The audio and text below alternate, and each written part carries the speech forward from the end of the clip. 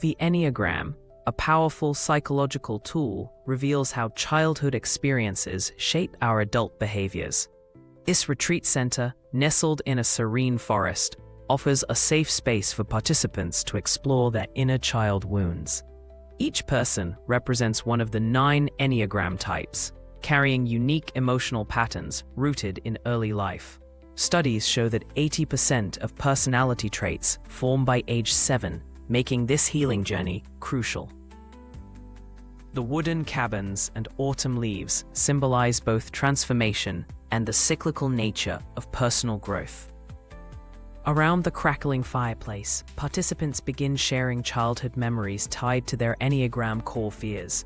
Research indicates that vocalizing traumatic memories reduces amygdala activity by 23%. The Type 6 recalls constant anxiety about family instability, while the Type 3 remembers only being praised for achievements.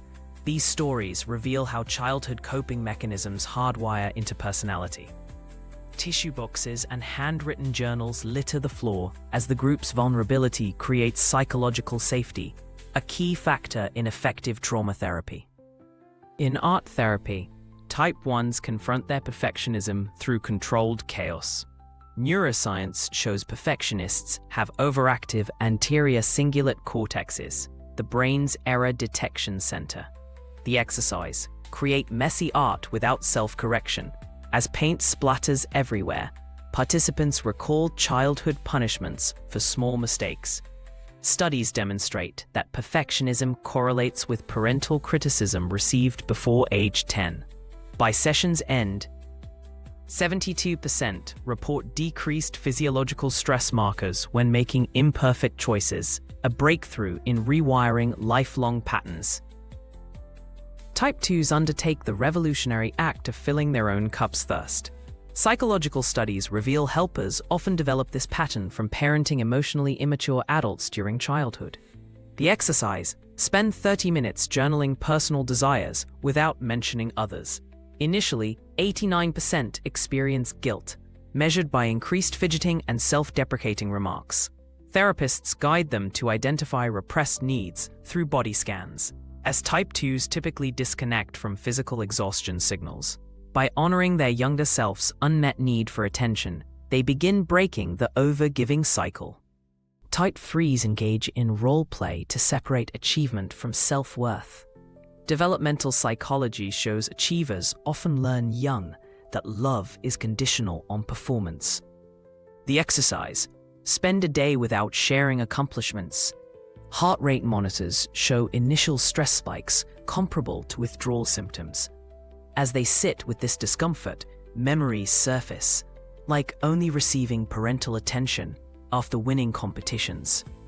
MRI scans reveal this type shows unusually high activity in the ventral striatum, reward center, when praised, explaining their achievement addiction. The breakthrough comes when they reconnect with activities they enjoyed before learning to perform. Type 4s heal childhood feelings of alienation through creative catharsis. Research indicates this type often experienced early separation, like being the different child in a conventional family. The exercise: write letters to their younger self using non-dominant handwriting to bypass the critical inner voice. Art therapy reveals 63% initially depict themselves smaller than other figures, reflecting ingrained feelings of insignificance. As they externalize emotions through painting, their artworks grow bolder in color and size, mirroring emerging self-acceptance. The lake's reflective surface symbolizes their journey from isolation to belonging. Type 5s practice vulnerability through graded exposure therapy. Childhood trauma studies show many 5s grew up in environments where emotions were punished or ignored. The exercise: share an emotional memory without intellectualizing. Biofeedback devices show their heart rate spike 25% higher than other types during this task. Therapists use the window of tolerance technique to prevent overwhelm, a crucial step, as 5s often dissociate when stressed. Remarkably, after 3 attempts, neural imaging shows increased activity in their insula, the brain region responsible for interoception, indicating they're learning to process emotions somatically rather than just analytically. Type 6s work on reparenting their anxious inner child through somatic grounding. Psychological studies correlate 6s' anxiety with unpredictable childhood environments, where vigilance ensured safety. The exercise, walk a labyrinth while voicing self-reassurance, a technique shown to reduce cortisol by 18%.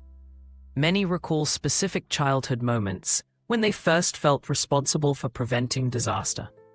Therapists guide them to differentiate between legitimate concerns and hypervigilance through probability testing, a cognitive behavioral technique. The flashlight becomes a powerful symbol. Its small but steady light represents learning to find security within rather than seeking constant external reassurance. Type 7s practice staying present through discomfort via guided meditation. Neurobiological research shows 7s have heightened dopamine receptor activity, driving their constant pursuit of novelty. The exercise, sit quietly without stimulation for increasing intervals, a challenge that initially triggers fight or flight responses in 78%. Therapists use pendulation techniques, gently guiding attention between pleasant and unpleasant bodily sensations. Childhood memories surface, often of using humor or hyperactivity to distract from family tensions.